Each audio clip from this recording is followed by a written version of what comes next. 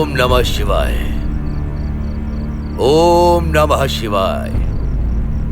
ओम नमः शिवाय। ओम नमः शिवाय।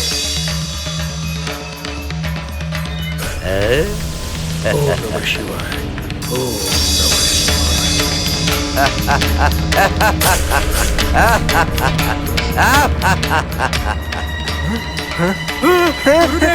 गुरुदेव, वो देखिए, वो असुर आ रहा है। असुर वो हमारी ओर आ रहा है।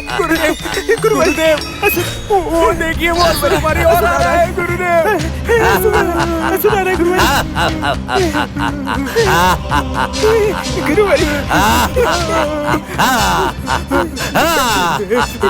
हर हर महादेव। कौन हो तुम? मेरा नाम गुणाध्य है। फिर से कहो, फिर से कहो। मैंने कहा मेरा नाम गुणाध्य है। भला करे, भला करे। आपको मेरा प्रणाम। किंतु आप कौन हैं? मैं हूँ असुरों का राजा, असुर राज काराभूत। आपको मेरा प्रणाम है। आप मुझे जानते हैं, किंतु मैंने आपको पहले कभी नहीं देखा। आप मुझे प्रणाम कर रहे हैं।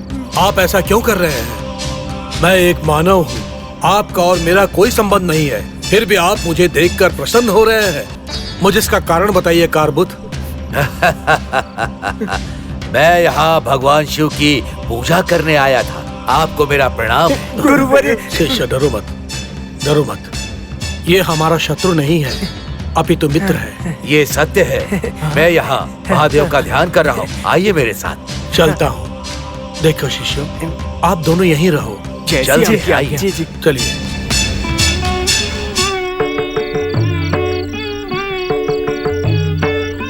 विराजिए। हर हर महादेव, शंभो शंकर। ओम नमः शिवाय। ओम नमः शिवाय। ओम नमः शिवाय। असुरराज करबुत। मैं असुर नहीं हूँ। कुबेर के श्राप के कारण ही मैं असुर बन गया। पता है ये सब कैसे हुआ? अच्छा, तो तुम एक यक्ष हो। कुबेर के श्राप के कारण तुम असुर बन गए। ये कैसे हुआ?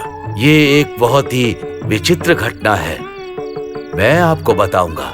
मैं एक यक्ष हूँ, बहुत सुंदर और बहुत खुश था। मेरे पास धन संपदा भी बहुत थी। मेरा एक मित्र था जो असुर था। वो असुर था परंतु बहादुर और पराक्रमी था। हम दोनों हर दूसरे दिन यही मिलते थे। एक दिन हमने एक ऐसी इच्छा की जो बिल्कुल भी साधारण नहीं थी। तो मित्र, मैं ही ऐसा असुर हूँ जिसकी मित्रता एक यक्ष से है। मैं ही ऐसा हूँ। हाँ, ये सत्य है। मैं तो यक्ष हूँ, फिर भी मैं एक असुर के साथ अपनी मित्रता करता हूँ। बस वो मैं ही तो हूँ। ये तो इतिहास में लिखा जाएगा। केवल इतिहास में नहीं लिखा जाएगा, ये आश्चर्य की बात है, क्योंकि असुर और यक्ष के बीच मित्रता हो ही नहीं सकती, फिर भी मित्रता हो गई। ये तो बहुत ही सुंदर बात है कि हम दोनों मित्र बन गए। ये आश्चर्य है ना? अरे मित्र, इसमें आश्चर्य क्या है? आप भी अच्छे व्यक्ति हैं और मैं भी। अब दो अच्छे व्यक्तियों में मित्रता हो गई है, तो इसमें आश्चर्य क्या है? विभीषण भी तो श्री राम के मित्र थे। श्री राम भगवान थे, विभीषण असुर। फिर भी दोनों की मित्रता कितनी गाढ़ी थी। ये सत्य है। हम दोनों की मित्रता सदैव ऐसे ही बनी रहेगी। सदैव ऐसे ही बनी रहेगी। परंतु मित्र, मैं कई दिनों से तुमसे एक प्रश्न पूछना चाहता हूँ। संकोच मत करो, पूछ सकते हो मुझसे। अरे मित्र, अब क्या बताऊं, प्रतिदिन मांस खाकर मैं उब गया हूँ। कोई दूसरा स्वाद मिल ही नहीं रहा। तो वो यक्ष लोग जो खीर खाते हैं ना, वही खाना चाहता हूँ। ये तुम्हारी इच्छा है। हाँ। मैं तुम्हारी इच्छा पूरी करूंगा। बस अभी तुम्हारी इच्छा पूरी करता हूँ।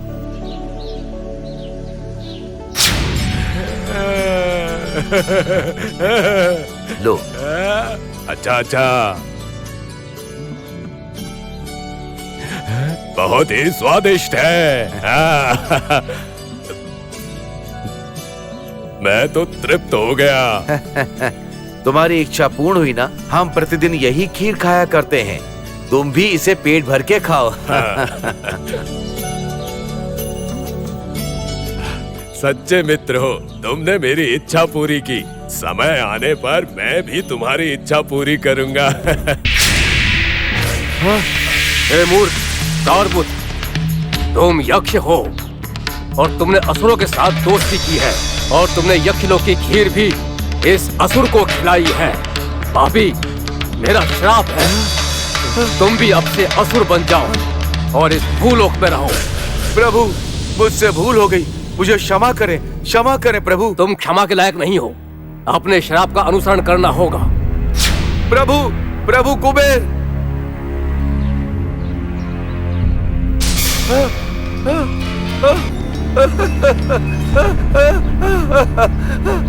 मैं क्या बन गया? प्रभु कुबेर, प्रभु, ये किस प्रकार की स्थिति है?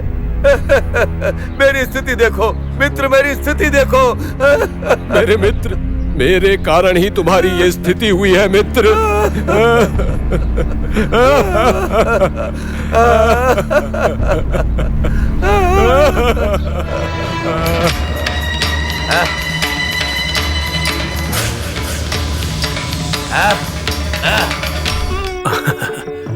आप देख रही हो पार्वती, इस दुनिया में सुख और दुख का अंतिम चरण यही है। इस शमशान में जो आग जल रही है, वैसा ही जीवन हमने इंसान के लिए बनाया है। इंसान जब तक जीवित रहता है, अपनी इच्छाओं की प्राप्ति के लिए कितना पाप करता है, यहाँ तक कि सृष्टिकर्ता के विरुद्ध हो जाता है और अंत में इस तरह जलकर राख हो जाता है। किंतु उनका शरीर जलने के बाद मानव की आत्मा पाप पुण्य के अनुसार मुझ में विलीन हो जाती है। यही सृष्टि का रहस्य है।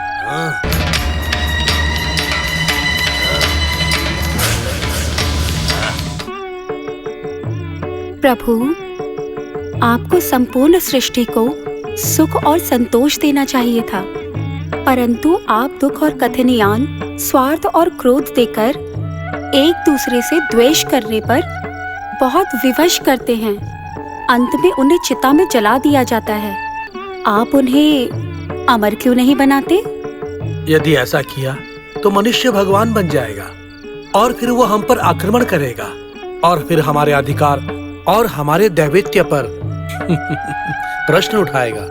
वो देखो,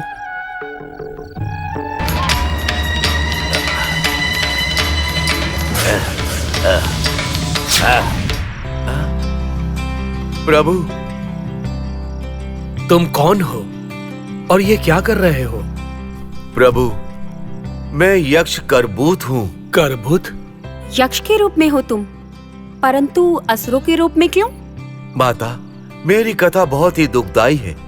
मैंने एक असुर से मित्रता की है। उसने एक दिन यक्षलोक की खीर खाने की इच्छा प्रकट की थी। मैं उसके स्नेह को ठुकरा नहीं पाया। मैंने यक्ष की खीर उसे खाने के लिए दी। ये देखकर कुबेर ने आवेश में आकर मुझे असुर बनने का श्राप दे दिया। प्रभु, मैं कुबेर के श्राप के द्वारा ही असुर बन गया हूँ। प्रभु, मुझे इससे मुक्त कीजिए। प्रभु, मुक्त कीजिए। करबूत, कुबेर द्वारा दिए गए इस श्राप से मुक्त होना इतना सरल नहीं है। मैं इसमें असमर्थ हूँ। प्रभु, ऐसा मत कहिए। प्रभु, मैं आपका भक्त हूँ। यदि आप ही ऐसा कहेंगे तो मेरी सहायता कौन करेगा? स्वयं को ही मैं समाप्त कर दूंगा। मेरी सहायता कीजिए प्रभु, सहायता कीजिए। प्रभु, आपको इनको श्राप से मुक्त करना असंभव है, तो इन्हें श्राप से मुक्त होने का कोई मार्ग बताइए। करबूत, इस विंध्य अरण्य में आप असुरों के राजा के रूप में निवास करेंगे तथा इस अरण्य की देवी विंध्यावासिनी देवी के दर्शन पाने के लिए ऋषि कांत्य इधर आएंगे और वो ऋषि आपको विद्याधर की कहानी सुनाएंगे और वो कहानी सुनने के लिए आपको एक महान लेखक का नाम बताना होगा और तब आपको श्राप से मुक्ति मिल जाएगी। धन्यवाद प्रभु। आप श्राप से मुक्त नहीं कर सकते तो उससे मुक्त होने का मार्ग बता दीजिए। कृपया करके दूसरे प्रश्न का भी उत्तर दीजिए। वो क्या है? वो ऋषिकांत कौन है प्रभु? कहाँ है और कब आएगा प्रभु? कारबुद, तुम निश्चिंत रहो, ऋषिकांत्य तुमसे स्वयं मिलने आएंगे। मैं आपका आभारी हूँ प्रभु। मैं आभारी हूँ मुझे स्वयं महादेव और पार्वती के दर्शन मिले। मेरा जीवन धन्य हो गया। शंभो शंकर, हर हर महादेव, शंभो शंकर। अतः महादेव ने कहा कि ऋषि कांत्या के द्वारा ही मेरे श्राप से ही मुझे मुक्ति मिल पाएगी। श्राप से मुक्ति पाने के लिए मैं कांत्या ऋषि की राह देख रहा हूँ। अब लगता है श्राप से मुक्त होने का समय आ चुका है। अवश्य महादेव के आशीर्वाद से इस श्राप से आपको मुक्ति मिलेगी। कारबुध, आप उन ऋषि कांति को जानते हैं क्या? मैं उनको बहुत ही अच्छी तरह से जानता हूँ। उन्हें भी मेरी ही तरह श्राप के कारण ऋषि कांत्य बनना पड़ा। सत्य में वो ऋषि नहीं है। उनका नाम पुष्पदत्त है और वो महादेव के भक्त हैं। कैलाश में महादेव और पार्वती की सेवा कर रहे थे और फिर श्राप के कारण ही। हाँ? श्राप? उनको किसने दिया है श्राप? उनको कौन श्राप दे सकता है? और कौन? स्वयं भगवान महादेव और पार्वती। हाँ? ये कैसे हुआ? वो कैलाश है। कैलाश में एक दिन पार्वती और महादेव भगवान पाशा क्रीड़ा में मग्न थे। माता पार्वती महादेव के विरुद्ध जीतने का आनंद पाना चाहती थीं। क्रीड़ा में समय व्यतीत हो रहा था। भगवान भी इस बात को जानते थे।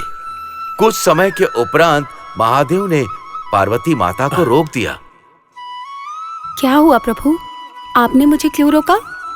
कुछ नहीं देवी, यदि हम बिना किसी शर्त के खेलेंगे तो क्रीड़ा में उत्साह नहीं रहेगा। परंतु आप शर्त लगाकर कभी जीते नहीं हैं, ये तो आपको ज्ञात है ना। आशा है कि आप भूले नहीं होंगे, बस आपको याद दिला रही हूँ। मेरे प्राण के, मेरी शक्ति के, मेरे शरीर का आधा हिस्सा हो तुम, किंतु अहंकार से भरा तुम्हारा आत्मविश्वास उचित नहीं है देवी। नहीं प्रभु, मैं बिल्कुल सच बोल रही हूँ। जब भी आप पासा क्रीड़ा में मुझसे शर्त लगाते हैं तो सदैव हार जाते हैं। यदि आपने शर्त नहीं लगाई तो आपकी विजय जरूर होगी। तुम इतने निश्चित रूप से कैसे कह सकती हो पार्वती? आप मेरे साथ कई बार पासा खेल चुके हैं। आप हमेशा विजयी रहे हैं, लेकिन जब भी शर्त लगी है तो विजयी मैं ही रही हूँ। इस बार भी ऐसा ही होगा प्रभु। जब भी आप मेरे साथ शर्त लगाएंगे तो कभी विजयी नहीं होंगे। ठीक है, देखते हैं, किंतु इस बार क्रीड़ा में हम ही जीतेंगे देवी। जरूर, पर आप क्या शर्त लगा रहे हैं, बताइए तो। पार्वती, इस सृष्टि में ऐसा कुछ भी नहीं है जो हमारा नहीं है, और इसका तुम्हें ज्ञान है। मुझे पता है, इसीलिए आप सोचकर बताओ कि आप क्या शर्त लगाने जा रहे हो, मुझे भी तो पता चले। किंतु मुझे पूर्ण विश्वास है कि विजय मेरी ही होगी। इस क्रीड़ा में तुम नहीं जीत पाओगी। अगर मैं जीती तो? क्योंकि देवी, मैं तुम्हें एक कहानी सुनाना चाहता हूँ। बहुत ही अद्भुत कहानी है ये कहानी सुनकर तुम प्रसन्न हो जाओगी। अब तुम कहो तो मैं कहानी सुनाऊं? अवश्य।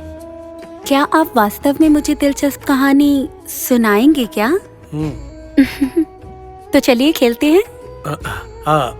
परंतु विजय मेरी हुई तो?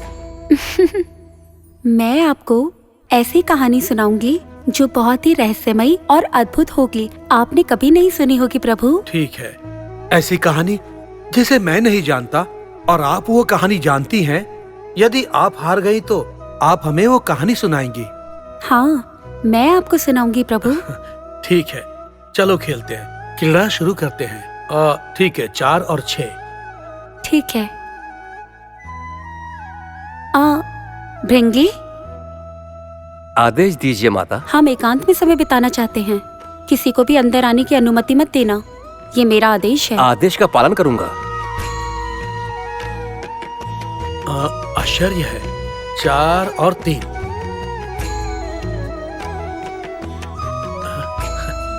महादेव की जय हो, महादेव की जय हो। रुक जाइए पुष्पदंत, रुक जाइए। अरे भृंगी, क्या हुआ? मुझे इस समय महादेव के दर्शन से रोक क्यों रहे हो? बोलो, मुझे महादेव के दर्शन करने दो। संभव नहीं है। इस समय माता पार्वती और महादेव के दर्शन पाने के लिए किसी को भी अनुमति नहीं है, इसलिए मैं आपको अंदर नहीं जाने दूंगा। माता पार्वती ने मुझे ऐसा आदेश दिया है। भृंगी, तुम्हें हुआ क्या है? मैं महाभक्त हूँ। जब भी मेरी इच्छा हो मैं महादेव के दर्शन कर सकता हूँ, और तुम रोक रहे हो। कह रहे हो इस समय उनका दर्शन पाना संभव नहीं है। मति भ्रष्ट हो गई। मुझे कुछ भी नहीं हुआ है। आप सेवक हैं और मैं एक द्वारपालक हूँ। आप भक्त हैं और मैं भी एक भक्त हूँ। मैं एक द्वारपाल हूँ। और मुझे माता के आदेश का पालन करना ही है। जाइए, चले जाइए। किसी और समय माता पार्वती के दर्शन के लिए आइए। जाइए। आप क्रोधित मत होइए। देखिए, क्रोधित मत होइए। मेरे मन में इच्छा जागी तो मैं दर्शन के लिए कैसे नहीं आता? यह असंभव है। जैसा आपने कहा, मैं किसी और समय आके उनका दर्शन कर लूंगा। चलता हूँ। ठीक है। इस संसार के रक्षक और देवी पार्वती की क्रीड़ा हो रही है। आहा, कितना सुंदर दृश्य है। नैनों के होते हुए भी यदि मैं ये मनोरम दृश्य नहीं देख पाया तो मेरा तो जीवन ही व्यर्थ है। कुछ भी हो, मैं देखूंगा, परंतु ये भृंगी मुझे जाने नहीं देगा। क्या करूं? पार्वती और महादेव तो अपने आनंद में मग्न होंगे, वो मुझे देखेंगे क्या? संभव नहीं है। अर्थात भृंगी मुझे देख ना पाए, इसलिए मुझे अदृश्य शक्ति का प्रयोग करते हुए अंदर पहुंचना है। ओम नमः शिवाय। कथा सागर है ये जीवन मूल्यवान।